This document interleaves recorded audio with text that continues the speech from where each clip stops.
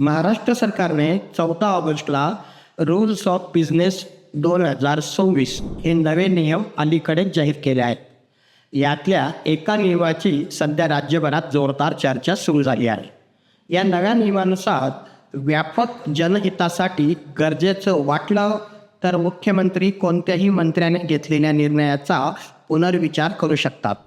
तो बदलू शकतात किंवा थेट रद्दही करू शकतात.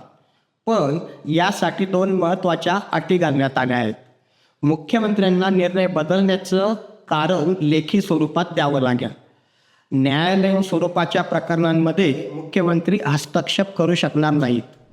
आता प्रश्न पडतो, आधी मुख्यमंत्र्यांकडे हा अधिकार नव्हता का? तर याचं उत्तर आहे नाही.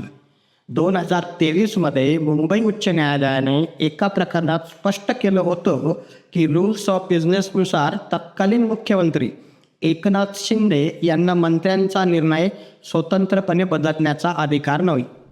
म्हणजेच जुन्या नियमांमध्ये हा अधिकार स्पष्टपणे नव्हता आणि म्हणूनच 2026च्या नव्या नियमावलीत हा बदल करून मुख्यमंत्र्यांना कायदेशीर ताकद देण्यात आली आहे.